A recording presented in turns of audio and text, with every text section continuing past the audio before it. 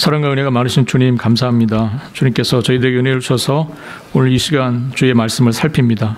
성령 하나님, 저희들에게 지혜를 주셔서 주의 말씀을 잘 이해하고 주께서 주시는 말씀 속에서 확신을 갖고 또 주님 주신 말씀 앞에 저희가 아멘으로 나아가는 귀한 시간 될 수 있도록 주께서 은혜를 덧입혀 주시기를 주님 간절히 원합니다. 주님, 오늘 말씀을 통해서 주시고자 하시는 주님의 말씀을 저희가 기쁨으로 받으며 또 주님께 영광 돌리는 귀한 시간 되기를 간절히 소망하며 우리 주님 되시는 예수 그리스도의 이름으로 기도합니다. 아멘. 마가복음의 중심 주제는 예수님은 누구이신가 하는 것입니다. 그래서 우리가 지난 마가복음에서 살핀 것처럼 마가복음 서두에 예수 그리스도, 그분은 하나님의 아들이시다라는 그 놀라운 선언으로부터 오늘 마가복음이 시작되는 것을 살펴보았습니다. 마가복음에 나타난 이 예수는 누구인가라는 이 주제가 마가복음 전반에 걸쳐서 나타나고 있는 것을 저희가 확인할 수 있습니다. 1장에서 저희가 확인한 대로 예수님이 세례를 받으실 때 하늘로서 소리가 나서 너는 내 사랑하는 아들이라 하는 그런 말씀이 있었고요. 또 예수님의 가버나움 회당에서 복음을 전파하실 때에 귀신 들린 어느 한 광인의 입을 통해서 나는 당신이 누구인 줄 아노니 하나님의 거룩한 자라고 하는 그런 소리 지름이 있었습니다. 예수님 자신도 인자는 안식일의 주인이라고 이렇게 자신을 선언하신 적이 있고요. 베드로는 예수님을 가르쳐서 주는 그리스도시라고 이렇게 고백하는 일이 있었습니다. 그리고 복음서의 마지막에 가서 예수님의 운명하시는 모습을 목도했던 로마의 한 백부장이 이 사람은 진실로 하나님의 아들이었도다라는 놀라운 고백을 통해서 예수께서 누구이신지를 마가복음은 계속해서 초반부터 마지막까지 전하고 있습니다. 이 같은 예수님의 신분은 주님의 이 지상사역의 여러 사건들을 통해서 드러나서 나타났고요. 오늘 본문도 역시 예수님이 어떤 분이신지를 소개하는 본문이라고 할 수 있겠습니다. 예수님의 생애를 보면 우리가 처음부터 굉장히 탄탄한 어떤 탄탄대로의 인기를 얻는 그런 길이라기보다는 당시 종교적 그리고 사회적 어떤 주도 세력이었던 그 사람들과의 대립과 갈등이 예수님의 공생의 전반에 나타나는 것을 볼 수 있습니다. 예수님은 그러한 적대적인 사람들, 적대적인 세력들과 늘 갈등하고 어려워하시면서 주님께서 하나님께서 주신 그 소명을 다하는 길을 하셨습니다. 그러한 적대적인 세력의 중심에 서기관들과 바리새인들이 있었습니다. 우리가 복음서를 보면 예수님을 찾아온 가난하고 병든 사람들, 이 사람들은 예수님의 말씀과 능력을 보면서 예수님의 권위를 인정하고 따랐습니다. 그러나 당시의 종교적, 사회적 지도자들이었던 어떻게 보면 기득권이었던 이 사람들은 예수님의 예수님의 권위에 대해서 상당히 도전적이었고요. 어떻게 보면 그것이 진정한 것인지를 사납게 되묻고 시비를 걸기도 했습니다. 오늘 본문에도 1장에서 우리가 이미 언급되었던 진정한 권위의 문제가 다시 반복되고 있는 것을 저희가 볼 수 있습니다. 본문에는 예수님의 두 가지 모습이 한데 어우러져서 소개되어 있는데, 하나는 한 중풍병자를 치유하시는 모습입니다. 그리고 또 하나는 인간의 죄를 용서하는 하나님의 그 권능을 지니신 예수님의 모습, 그것이 오늘 본문 속에 소개되어 있습니다. 오늘 본문을 보면 많은 사람들, 오늘 1절을 보니까 많은 사람들이 예수님 주변에 몰려드는 것을 볼 수 있습니다. 예수님 주변에는 언제나 병치료를 받기 원하는 수많은 사람들이 넘쳐났었고, 예수님 주변에 많은 사람들이 그러한 이유로 찾아왔었습니다. 그러나 예수님의 공생애를 보고 예수님의 사역을 전체적으로 볼 때 예수님의 1차적이고 가장 궁극적인 사역, 그것은 병치료를 하는 것이 아니라 하나님 나라의 복음을 전파하는 것이었습니다. 그럼에도 사람들의 관심은 자연스럽게 병 낫고 인생의 어려운 문제들을 주님 앞부터 가져가서 해결받기를 원하는 데에 쏠렸었습니다. 예수님이 가버나움에 계셨을 때에도 오늘 본문의 2절에 보니까 많은 사람이 모여서 문 앞까지도 들어설 자리가 없게 되었다고 이렇게 소개를 하고 있습니다. 지난주에 말씀드린 것처럼 예수님이 만약에 어떤 그런 대중적인 요구 그리고 어떤 군중들의 욕망에 마음이 팔리셨다면 아마도 예수님은 하나님께서 그분에게 주신 속죄 사역을 감당하고 하나님 나라의 복음을 전파하기 위해서 오신 그리스도라고 하는 자신의 그 직분, 사명을 사실 감당하는 데 실패하고 말았을 겁니다. 그래서 오늘 본문 2절 하반절을 보면 마가가 예수께서 그들에게 도를 말씀하셨다라는 사실을 밝히고 있습니다. 예수님에게 있어서 하나님 말씀을 전하는 것, 이것은 가장 우선되고 가장 앞서가는 일이었습니다. 예수님은 사람들을 만날 때 물론 이들의 목적은 병 고침을 받기 위해서 온 거였습니다. 그 소문을 듣고 왔던 사람들이고 그 필요와 욕구가 있었어요. 그러나 예수님은 그들을 대하자마자 처음 하셨던 일은 하나님의 말씀을 전하는 일이었습니다. 예수님은 떡을 먹어본 까닭에 그리고 병 고침을 받은 까닭에 찾아와 왕을 삼으려고 하는 사람들을 경계하셨습니다. 그들의 열광적인 인기에 힘입었다면, 우리 주님께서 만약에 그 인기에 힘입으셨다면 아마 조그만 나라의 왕쯤은 되셨을 거예요. 그러나 그리스도는 되지 못하셨을 겁니다. 우리는 어느 누구 못지않게 많은 병자 치유를 하셨던 예수님을 생각해 볼 필요가 있습니다. 예수님의 공생의 주요한 목적, 예수님이 이 땅에 오셔서 하셨던 가장 중요한 그 사역의 이유, 그것은 하늘나라 복음을 전하는 것이었어요. 우리가 이 사실을 주님의 치유 사역이 이루어지는 과정에 함께 꼭 기억해야 합니다. 성경이 말씀하는 이 하나님의 이 치유, 그것은 단지 어떤 질병으로부터 해방 아니면 신체적 결함을 교정하는 것, 거기에 목적을 두고 있지 않습니다. 성경에서 말씀하는 치유는 항상 물론 이 치유가 우리의 육신의 어떤 장애들을 해결하고 질병으로부터 온전해지는 것도 사실이긴 하지만 무엇보다도 성경에서 말하는 이 치유는 구원 사역의 일환이고 또 그 일부이고 하나의 수단이었다는 것을 기억할 필요가 있습니다. 하나님께서 우리를 위하여 계획하신 구원은 우리의 영혼만을 위한 구원이 아니라 우리의 육신까지도 포함하는 전 인격적이고 총체적인 구원이기 때문에 그렇습니다. 하나님께서 인간을 창조하실 때에 하나님께서 육신과 영혼을 함께 창조하셨다는 사실을 기억하고 우리의 구원이 단지 우리의 영혼만을 위한 것이 아닌 것을 우리가 함께 기억할 필요가 있습니다. 그러므로 성경이 말씀하시는 구원은 우리의 영혼 그리고 육신을 포함한 모두가, 우리의 영혼과 육체 모두가 죄와 사망으로부터 구원하게 하시는 전인격적이고 총체적인 구원임을 우리가 기억할 필요가 있습니다.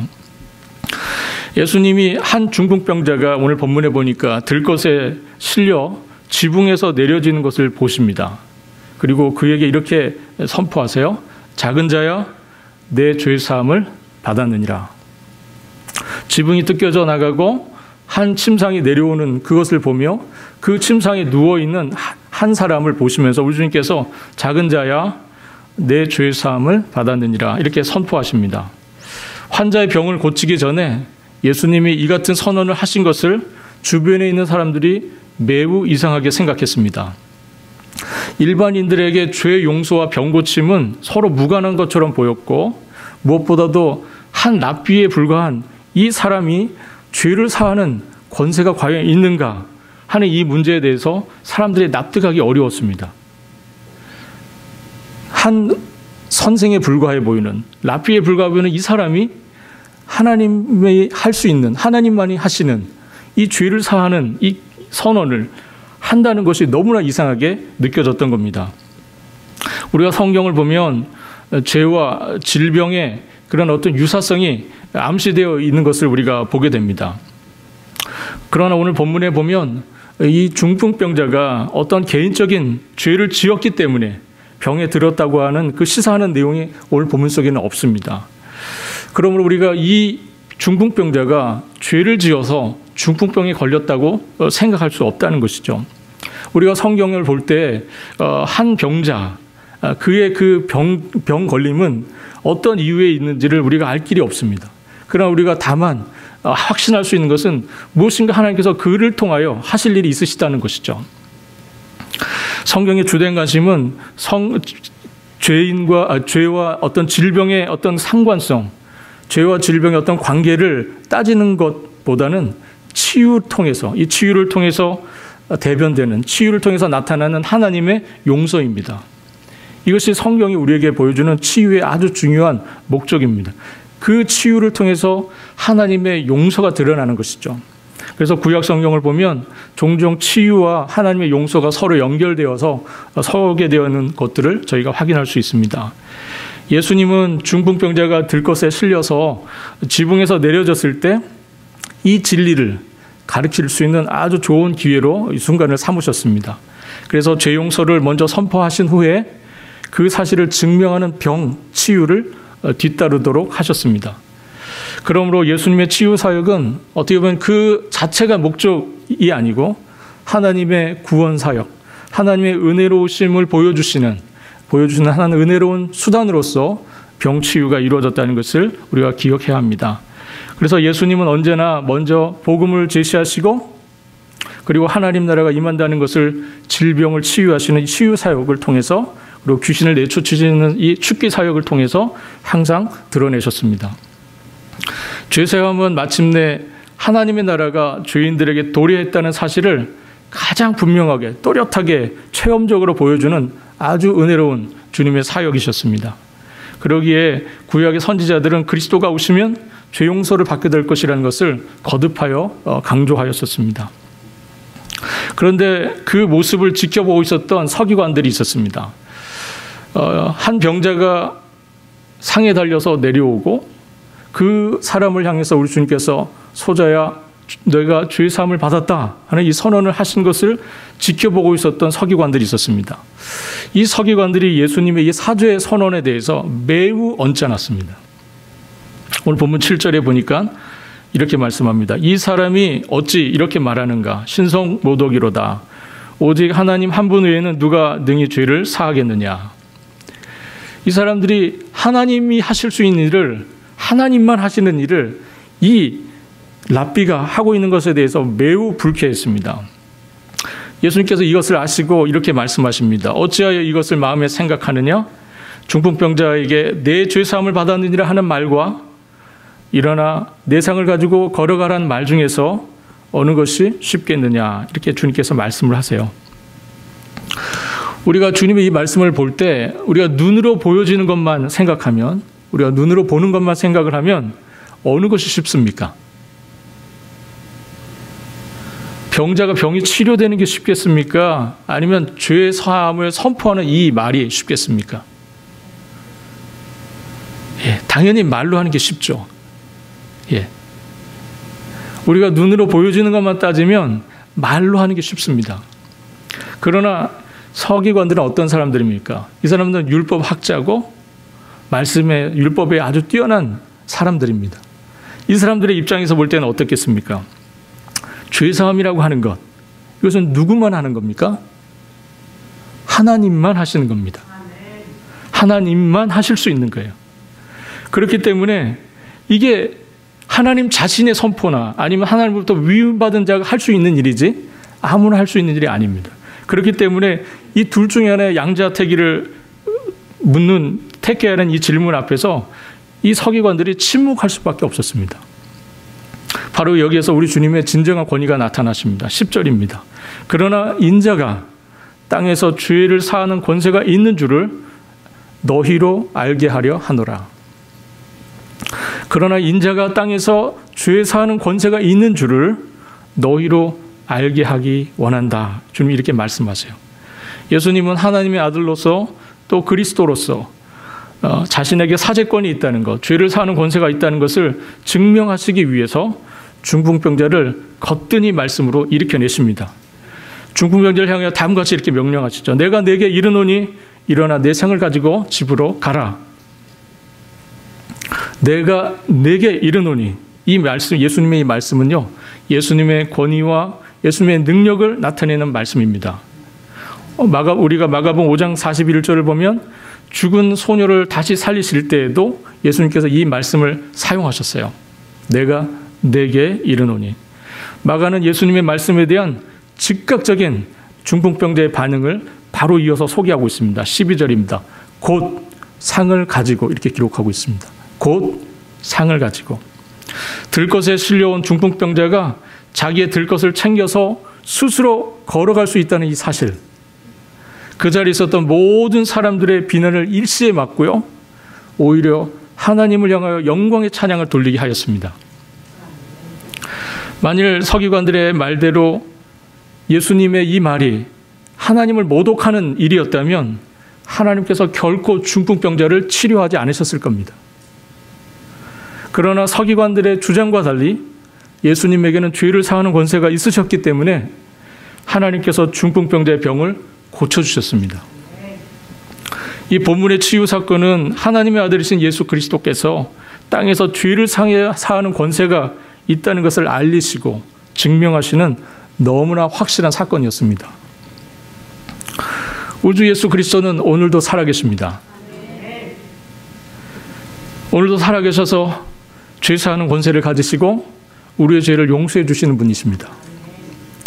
중풍병자의 죄를 용서하시고 죽은 자와 다름없었던 그 사람에게 힘차게 걸어갈 수 있도록 치유의 놀라운 은혜를 베푸신 분, 그분이 바로 우리 주 예수 그리스도시고 그분은 어제나 오늘이나 영원히 동일하십니다. 할렐루야. 치유와 용서의 복음이 하나님의 교회를 통해서 오늘날도 울려 퍼지고 있고 선언되고 있습니다. 죄인이 용서를 받고 온전한 구원을 체험하는 이 은혜의 역사는 그때나 지금이나 마찬가지입니다. 오늘 우리가 이 은혜 속에 있다는 것을 여러분들 확신하실 수 있기를 바랍니다. 여기서 우리는 중풍병자가 어떠한 모습으로 나왔는지를 좀 생각해 볼 필요가 있습니다. 그가 어떠한 모습으로 주님께 나왔습니까? 그는 들것에 실려서 왔습니다. 왜 그랬습니까? 그가 왜 들것에 실려왔죠? 스스로 걸을 수 없었기 때문입니다. 자력으로, 자신의 힘으로 자기 몸을 거둘 수가 없었습니다. 그래서 그는 어떻게 보면 가장 무력한 모습으로 주님 앞에 나아갔습니다. 가장 무력한 모습으로 주님 앞에 실려갈 수밖에 없었습니다. 여러분, 우리가 주님 앞에 나올 때, 주님 앞에 나왔을 때 이 중풍병자의 모습을 기억할 필요가 있습니다. 여러분, 우리가 주님 앞에 나올 때 어떠한 모습을 나와야 합니까? 천부여 의지 없어서 손들고 옵니다. 우리가 주님 앞에 나올 때 기억해야 될 것, 그것은 바로 우리가 다른 곳에 의지가 없어서, 다른 곳에 도움이 없어서, 우리가 다른 곳에 참된 위로를 받을 수 없어서 주님 앞에 나오는 겁니다. 우리가 세상에서 나의 필요를 다 채울 수 있고 우리가 세상에서 우리의 도움을 다 얻을 수 있다면 우리가 굳이 주님 앞에 나오지 않을 겁니다. 여러분들 주님 앞에 나와서 주님을 예배하고 주님을 찬양하고 있습니다. 여러분 주님께 소망하고 있는 것이 무엇이죠? 여러분 주님 앞에 무엇 얻기 위해서 이 자리에 나오셨습니까? 정말 주님께 여러분들이 소망하고 열망하는 게 무엇입니까? 그것을 세상에서 얻을 수 있었다면 여러분들 이곳에 나오지 않으셨을 겁니다. 오직 주님께서만 주실 수 있는 것, 오직 우리 주님만이 주실 수 있는 것을 우리가 알고 있기 때문에 주님 앞에 두 손 들고 나오는 거죠. 여러분, 이것이 예수님의 용서와 구원을 받는 길입니다. 중풍병자는 많은 사람들이 보는 가운데 뜯겨진 지붕 그 한가운데로 내려졌습니다. 그는 자신을 있는 그대로 무능한 모습, 그 유약한 모습 그대로 주님 앞에 보여졌고요. 주님 앞으로 이렇게 인도되었습니다. 그리고 그는 다른 여러 무리들의 시선을 개의치 않았습니다. 자신의 몸이 철저하게 타인에게 맡겨져서 지붕에서 방 안으로 내려질 때 많은 사람들이 놀란 표정으로 그를 봤을 겁니다. 그 많은 사람들이 놀란 모습으로 받아보는 그것에 대해서 수치심을 느끼거나 그가 분노를 느끼지 않았습니다. 그는 온전히 그 순간을 주님께 맡겼고 온전히 주님 앞으로 나아가기만을 소망했습니다. 그리고 그는 내 죄 사함을 받았느니라 하는 주님의 말씀을 듣고서 잠잠했습니다. 오늘 본문을 읽어보면 예수님께서 내 죄 사함을 받았느니라 이 말씀을 그 병자에게 했을 때 아무 일도 사실 일어나지 않는 순간이었습니다. 우리가 볼 때는, 가시적으로 볼 때는 예수님의 죄 사함의 선언이 있었던 그 순간, 사실은 아무것도 일어나지 않는 순간이었습니다. 어쩌면 그는 당장 주님께 왜 당장 내 병을 고치시지 않느냐고 불평했을 수도 있습니다. 본문은 중풍병자가 치유받을 때까지 그가 침묵하고 있는 것을 소개하고 있습니다. 어떻게 보면 은연중에 오늘 본문은 이 병자가 치유되는 순간 전까지 예수님의 죄사함의 선언과 치유를 선언하신 이 사이에 침묵하고 있는 그의 모습을 보여주고 있습니다. 그는 바라고 기다리는 자였습니다. 그는 죽은 자와 같은 몸으로 주님 앞에 나아갔죠. 이것이 들것에 실려가는 자의 실상입니다. 어차피 우리 인생을 돌이켜봐도 우리 인생도 언젠가는 들것에 실려서 나아가게 되겠죠. 그런데 여러분 보십시오. 들것에 실려서 주님 앞에 나아갔던 이 사람이 자신의 들것을 들고 걸어서 나올 수 있었습니다. 죽어서 주님 앞에 나아가면 살아서 돌아오는 것, 이것이 복음입니다. 죽은 자가 예수 그리스도 안에서 살아난 이 부활의 소망이 복음이죠. 저는 여러분들이 이 본문을 통해서 예수 그리스도의 구원을 받았던 자의 모습이 어떠했는지를 여러분들이 꼭 기억할 수 있기를 바랍니다. 우리가 주님 앞에서 나의 자랑, 나의 능력, 나의 꿈, 나의 생각을 모두 내어버려야 합니다. 모두 던져버려야 합니다. 어떻게 보면 빈털터리가 되어서 무력한 자아로 들것에 뉘어서 주님 앞에 나가야 합니다. 사실 그때 소망이 있는 겁니다.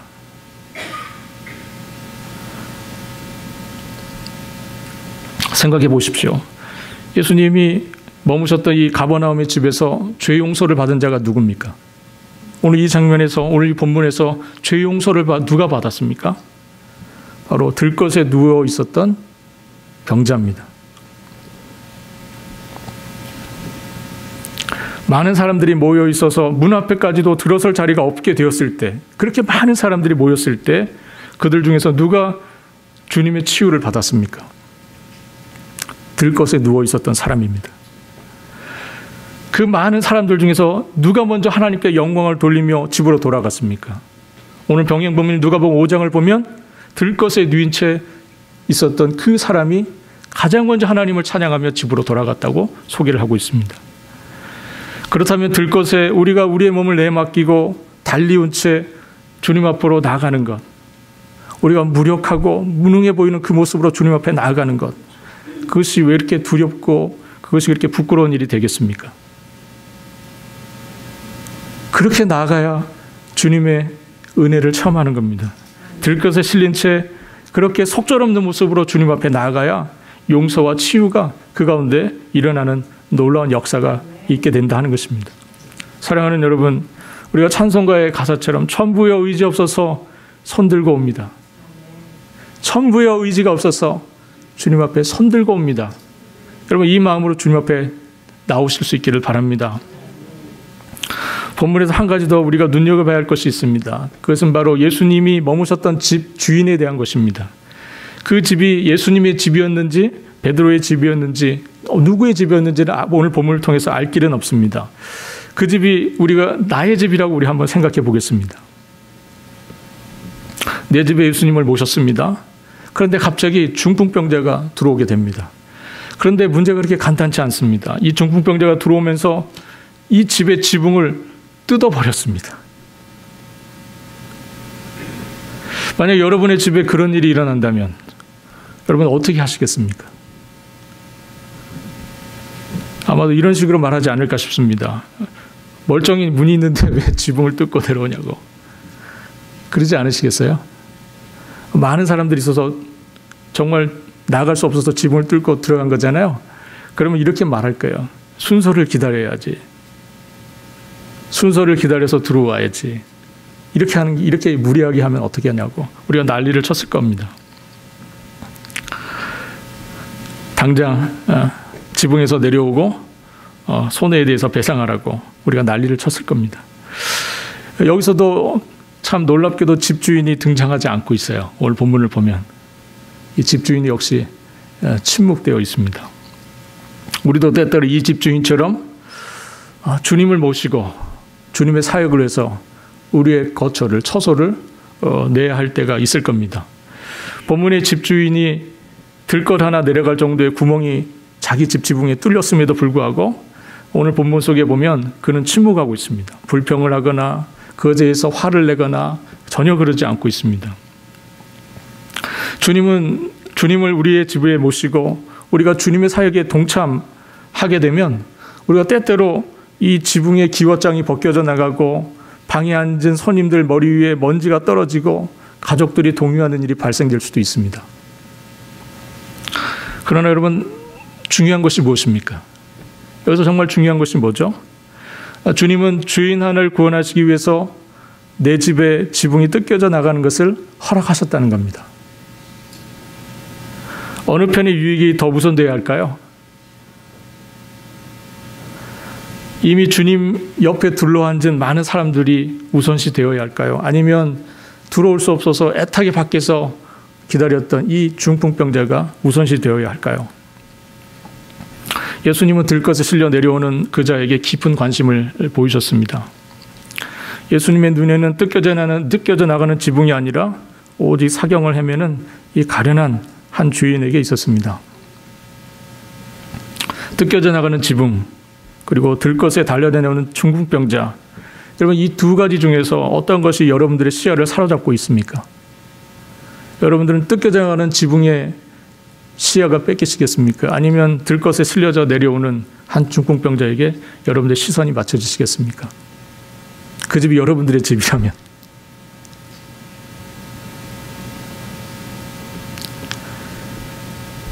우리 주님은 뜯겨져 나가는 지붕이 아니라 그 사이로 내려오는 중풍병자, 그 영혼을 향하여 시야가 맞춰주셨습니다. 우리 주님과 같은 마음으로 같은 곳을 바라보고 같은 것에 마음을 쓸 수 있는 우리 모두가 될 수 있기를 바랍니다. 저는 오늘 본문에서 마지막으로 한 가지 더 주목하고 싶은 것이 있습니다. 중풍병자의 치유는 환자 자신뿐만 아니라 오늘 본문을 보면 집에 있었던 모든 사람들로 하여금 하나님을 찬양하게 하는 일이었다는 겁니다. 오늘 본문 12절입니다. 그가 일어나 그 상을 가지고 모든 사람 앞에서 나가거늘 그들이 다 놀라 하나님께 영광을 돌리며 이르되 우리가 이런 일을 도무지 보지 못하였다 하더라. 내 집에 지붕이 뜯기고 내려지는 중풍병자의 그 침입보다도 주님의 복음 사역을 주님의 그 일하심을 우리의 마음속에 두면 내 집에 커다란 구원의 역사가 일어날 수 있다는 겁니다. 우리가 그 일을 목격하게 되고 그 놀라운 일을 볼 수 있게 된다는 겁니다. 내 집에서 이러한 종류의 찬양이 울려 퍼지는 것을 우리가 경험할 수 있게 된다는 겁니다. 여러분, 우리 가운데 한 영혼이 우리 집을 통해서 나의 거처를 통해서 한 영혼이 구원받는 치유되는 이 놀라운 역사가 일어난다면 여러분, 지붕이 뭐가 걱정입니까? 여러분들, 제가 한 가지 예언을 하겠습니다. 이 페이필의 가장 잘 되는 비즈니스가 앞으로 뭐가 될 것 같은지 제가 말씀드릴게요. 루핑.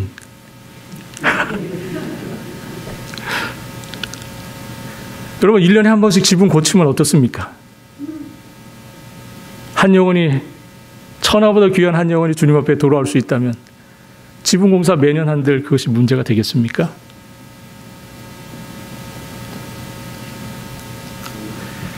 하나님의 아들 예수 그리스도는 이 땅에 계시는 동안에 온갖 질병을 치유하시고 죄악의 그늘 아래 고통받는 자들을 용서하시는 하나님의 능력을 행하셨습니다.